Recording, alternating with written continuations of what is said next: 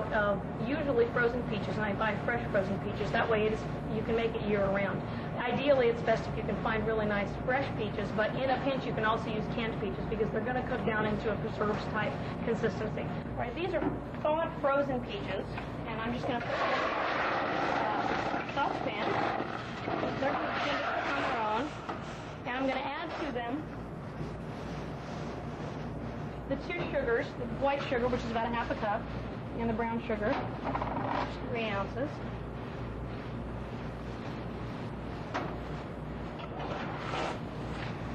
You need to be careful not to cook it at too high of a heat or too fast, because the amount of sugar both in the peaches and the sugar that you've added tends to caramelize rather quickly. And you'd rather that this cook for a while. This does take a while to cook down while you're mashing the peaches and making them the texture that you want them. For flavor, I'm going to add a tablespoon of vanilla and a teaspoon of almond extract.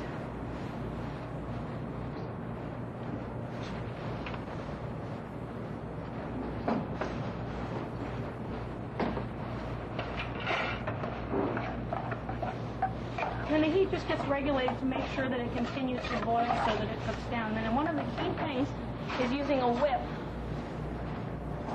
because that'll help mash the peaches into the consistency that you want eventually. Both when you're making the peach barbecue sauce and preserves, I mash my peaches. If you begin with frozen peaches, it's best to let them cook for a while until they're thawed and then begin mashing them. When your peach preserves have come to the consistency you want and you've mashed them enough, they're going to look about like this. They're glazy, they're thick, they look like canned preserves, still with a little bit of chunk peaches in them. Before you begin cooking your pork chops, you're going to be marinating them, and right here I have two of the pork chops. You notice they're French cleaned on the bone, and they're marinated in olive oil, salt and pepper, and a little bit of apple juice, and they've been marinating for about an hour and a half.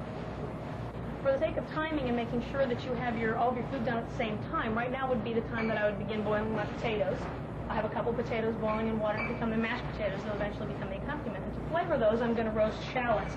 I have whole shallots here that I'm basically just going to marinate with seasoned olive oil. It's been seasoned with fresh herbs and garlic cloves. I'm just going to coat them in that oil generously because that oil also is going to flavor the potatoes. And then a little bit of kosher salt and some black pepper. And I roast the shallots in a 400-degree oven for about 15 to 20 minutes. When the shallots are finished, I remove their outer skins because they'll become the puree to flavor the potatoes.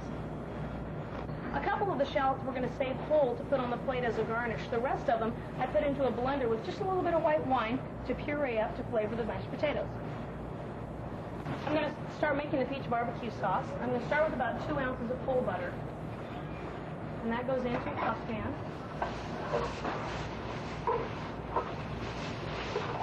It starts to melt.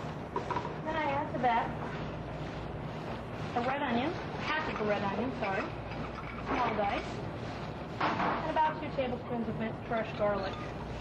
And that's going to cook in that butter until it just sort of begins to get soft. If it caramelizes a little, that helps with the flavor, but we certainly don't want to burn it. We're going to add to that a cup of the red wine vinegar and half a cup of soy sauce.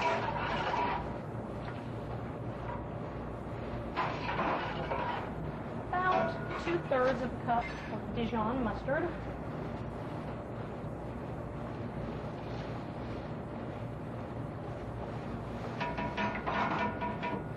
Four ounces of brown sugar.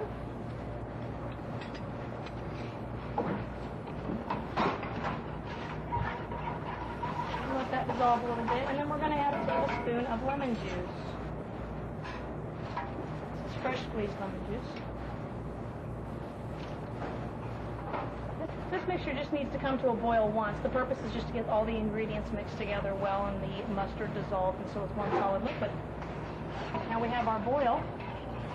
We're going to add to that our peach preserves.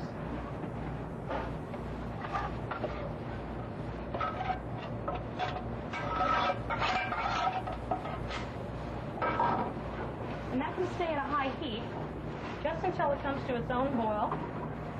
And then I reduce the heat and I let it simmer until it comes to the consistency that I know I'm looking for, that glazy sort of barbecue texture. It usually takes 45 minutes to an hour for the sauce to get to the consistency you want it, but it does need to be watched carefully because it has a lot of sugar and can burn easily. This is basically the consistency and color that you're looking for once the sauce is finished. I might add that because of the amount of sugar in the sauce, it can be held in a jar in the refrigerator for a very long time, almost indefinitely. I can't tell how long because it's never gone bad on me. And now to cook the pork, I take a little bit of the peach barbecue sauce and I glaze lightly both sides of the marinated pork and I broil it on a grill and I put some diamond marks on it. This can be done on an outside grill or it can be done on an inside grill. And I put that back onto a pan that can go into an oven, and I put a little bit more of the peach barbecue sauce to top it and give it some more flavor and color, and then it goes in about a 400-degree oven for 8 to 10 minutes or to the doneness that you desire. I cook mine to about medium.